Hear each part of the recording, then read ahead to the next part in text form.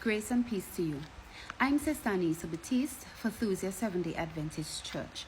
Today is the 14th of December 2025 and I'm bringing this very important message to my fellow Vincentians.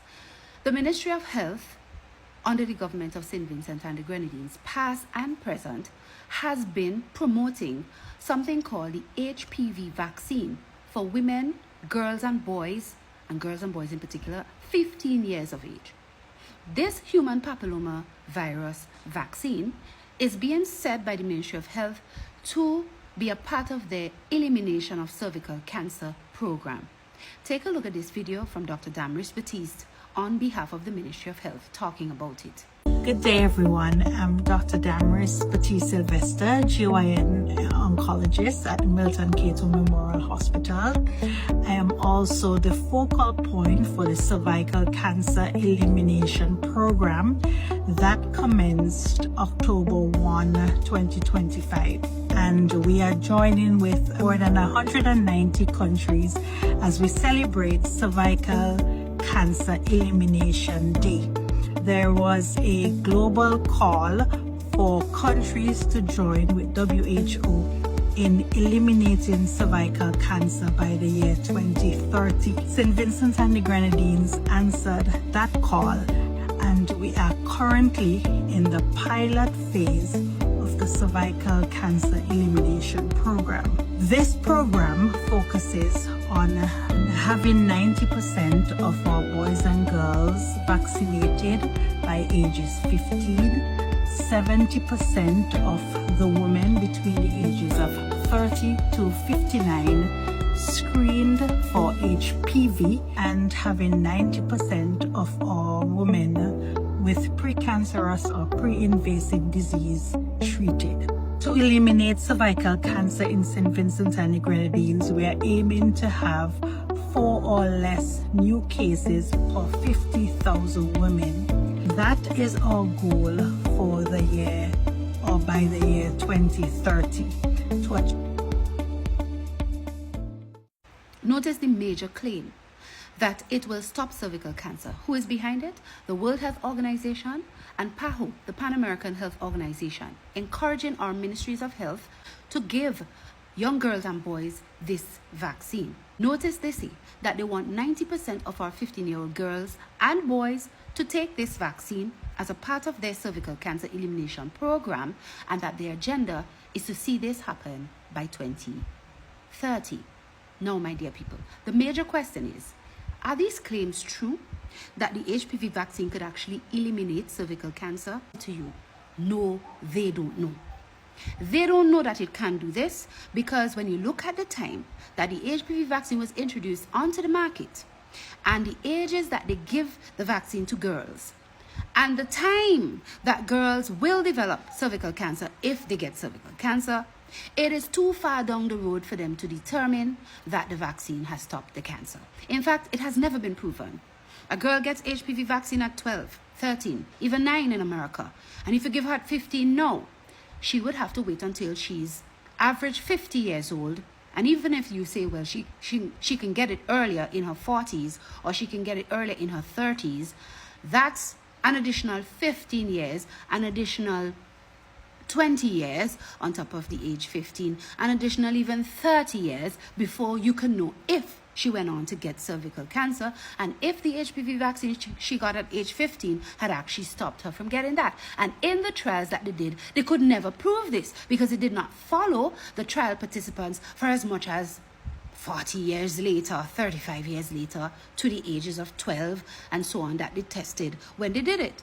11, 12-year-old girls. So it is impossible to know. It has never been proven. But furthermore, look at this story of Erin Crawford, who was interviewed by Ty Bollinger in his Truth About Vaccine series a few years ago, where she tells her story of how, one, she took the Gardasil HPV vaccine with the hope she wouldn't get cervical cancer. And not only did she come down with the cervical cancer, she also got an HPV infection, which she did not have because she had screened before and she was negative. She did not have at the time of taking the vaccine. Take a look. Now, back to the Gardasil vaccine. On May 18, 2016, the FDA held a meeting of the Vaccines and Related Biological Products Advisory Committee. That's a mouthful, the VRBPAC.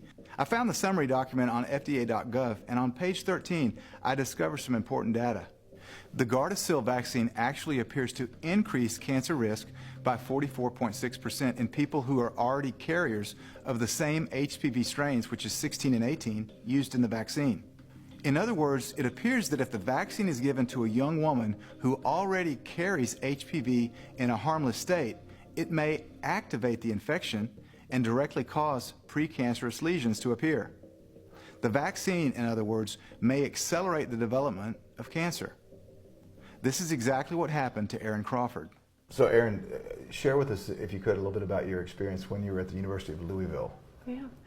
I worked in the Student Health Center, and they approached me and said, hey, there's this new this vaccine that prevents cancer, and it'll stop you from getting cervical cancer. Would you like that? And as someone who had just buried 3 family members in about the year and a half prior to that from cancer, I said, sure, right. Whatever it takes. And so I got it from my desk and followed the nurse into the exam room and got a shot and went back to work for the rest of the day, and I think probably some classes in through there, and went back to my dorm that night, went to bed, woke up in the middle of the night that night vomiting. And that continued for a few days, and then extreme fatigue, muscle pain. My limbs felt like they weighed 1,000,000 pounds, and then they were too heavy to move, and it was just, I couldn't get out of bed. And then I had tonsillitis out of nowhere. I'd never had tonsillitis before, which is where my tonsils swelled up and closed my airway shut. I had to go to the hospital, and I think I was given a steroid injection and some antibiotics and all of this stuff, and then a couple weeks later it happened again. Okay. And the vomiting and the tiredness and the fatigue, it just never stopped after that point. So, and then this was immediately after the it was within about 12 hours. Okay. Yeah. So it didn't stop, it continued. It continued. When you went to the physicians, what did they tell you? What was causing this? Just some virus. You've just got some virus, you know. Okay. No connection to the fact that I just had some viruses injected into me. Did you let them know that you'd just been injected with the vaccine? They asked if there anything different and I said, no, well, I got this shot. Oh, that's not it. Yeah, that's not it. Okay. Yeah. They just kind of blew it off. Completely blew it off. And then about 6 months later, my menstrual cycle completely stopped, and I knew I wasn't pregnant. And so I went for some tests, and I found out that I had neuroendocrine carcinoma of the cervix, stage 3, so stage 3 cervical cancer. And that's the disease that the vaccine's supposed to prevent. That's the disease the vaccine is supposed to prevent. My tonsils would swell. I mean, you could see them out here.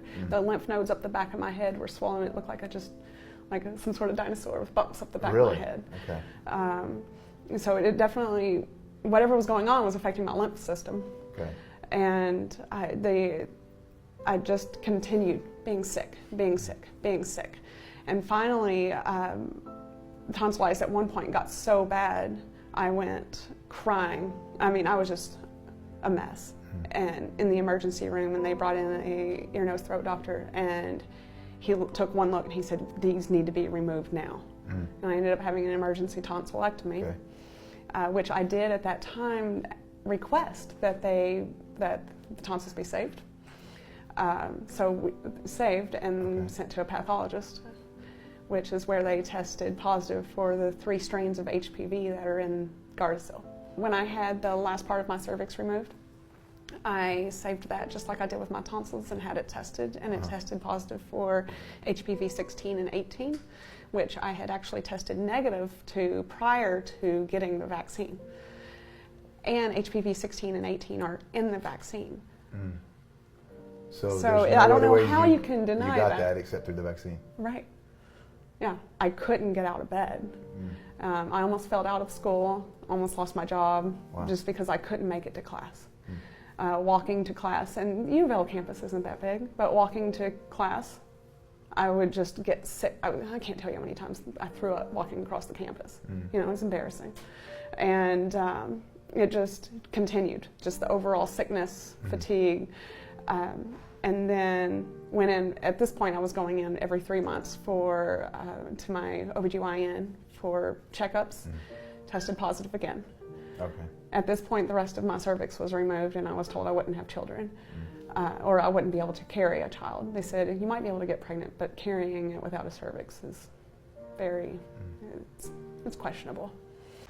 Yes, my dear people, this is serious. We cannot have our Ministry of Health advancing policies of WHO PAHO to our people with lying claims. And I am saying it is time enough we do research. It is time enough we look at policies properly and educate ourselves and look at what's happening around the world and the experiences of different people in the world before we push these policies from these institutions upon our people. Remember what happened in COVID. We followed WHO, we followed CDC, we followed FDA, we followed PAHO and CAFA. And what did we get? A bunch of dead people in St. Vincent and Grenadines after taking COVID vaccines. A bunch of sick people in this country after taking COVID vaccines. Do not do it. The former government did it. We warned them in 2017, my church and I, we warned the government of Rav Gonzalez. We sent a letter. I'll show you these things in my next programs. We sent them a letter. We sent them videos to show them the dangers of Gardasil and the other HPV vaccine is Cervix. We did TV and radio programs. We spoke to people. We educated persons. And I think by and large their program was not very successful. But now in 2025, they're back with it. And it is a policy direction that the new government has inherited from the old one. And I'm appealing to you all, take a look at this policy and put a stop to it. Because when you do the research that we have done, you will find too that this thing is deadly. And also, it's a lie. It cannot eliminate cervical cancer in our children, in our girls, in our women. Please don't give it to them. It works damage instead, as we saw from Erin Crawford's story, and there are many more stories that I'll be sure to bring to you.